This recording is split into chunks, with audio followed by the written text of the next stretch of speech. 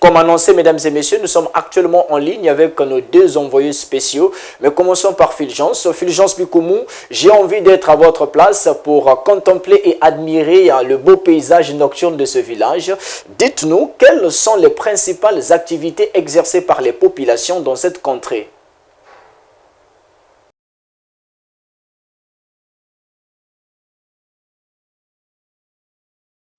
Fulgence? Fulgence, la liaison n'est pas au point. Nous avons vos images, mais nous n'avons pas votre retour concernant le son. Nous sommes obligés de vous laisser un moment et prendre Cantatrice qui est sur la colline, là où la connexion est plus parfaite. Cantatrice, bonsoir. Vous avez sillonné ce village pendant la journée. Quelles sont les différentes infrastructures d'État qui y sont trouvables? Oui, Christophe, en ce qui concerne les infrastructures de base, il faut dire que la réalité n'est pas si facile à digérer sur le plan éducatif. Mvanza n'a aucune école sur une population jeune de plus de 300 habitants. Les enfants doivent parcourir 7 km à pied aller-retour qui te fait 14 km par jour durant 9 mois. Le matin, les enfants quittent Mvanza pour aller fréquenter à Tchingoli. De même que sur le plan sanitaire, vous imaginez une femme qui a des contractions assez aiguës, elle a une forte chance d'accoucher en chemin. Ces principales infrastructures sont uniquement trouvables à Tchingoli et donc, comprenez-moi, à 7 km d'ici. Ce qui est louable, c'est que cette population avait quand même bénéficié de l'action du gouvernement qui consistait donc à construire des forages d'eau pour tous, ce qui fait qu'elle s'abreuve en eau potable. Seulement sur les 2 forages, il n'en reste qu'un seul en fonction, le premier est défectueux. Enfin, les 2 réseaux de communication sont difficiles d'accès. Il faut donc se lever sur cette colline où je me trouve présentement pour laisser le village en contrebas. Mais là encore, la communication n'est pas toujours fluide de ces 2 réseaux. Pas de connexion de la société EKRC. Mvanza s'alimente uniquement avec des torches comme c'est le cas présentement.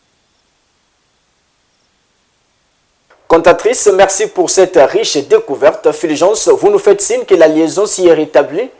Malgré la puissance de l'appareillage utilisé ce soir pour faire ce direct, nous avons toujours du mal à vous capter, à vous entendre, parce que les 2 réseaux de communication de ce côté-ci de Mvanza sont difficiles d'accès. Il faut plutôt s'élever sur cette colline où nous nous trouvons présentement pour essayer de localiser le signal. Je me demande même, je ne sais pas comment vous nous percevez de votre côté. Est-ce que nous sommes bien perçus? Est-ce que vous nous entendez très bien? Parce que de notre côté, de ce côté-ci, en tout cas, il nous est difficile. Le monde est à vous. Il faut donc que vous nous demandiez tout à l'heure, si j'ai bien compris la question, Chris, tu demandais quelles étaient les activités principales de cette localité. Il faut plutôt parler d'une activité principale qui est particulièrement la pêche.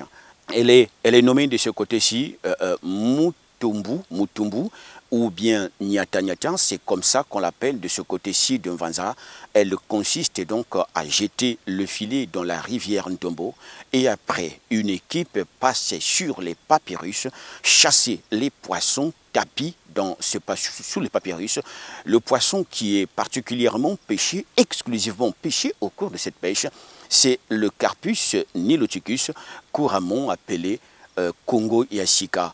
C'est cela. Et donc, cette matinée, la matinée d'aujourd'hui, l'équipe de Luxe Télévision a même été invitée à participer à une partie de cette pêche.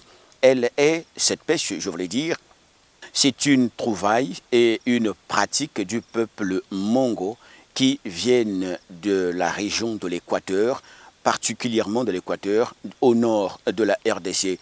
Ils sont donc futés dans cette pêche. C'est eux qui en connaissent les mécanismes et qui ont finalement appris à toute la population ici qui est véritablement cosmopolite, à savoir, vous avez les Téké, les Lari, les Vili et une grande partie donc de ceux qui viennent de la RDC. les trouvailles ou le butin de la pêche, soit elle est vendue, soit elle est transformée en poissons salés qui enrichissent les marchés domaniaux de la capitale économique.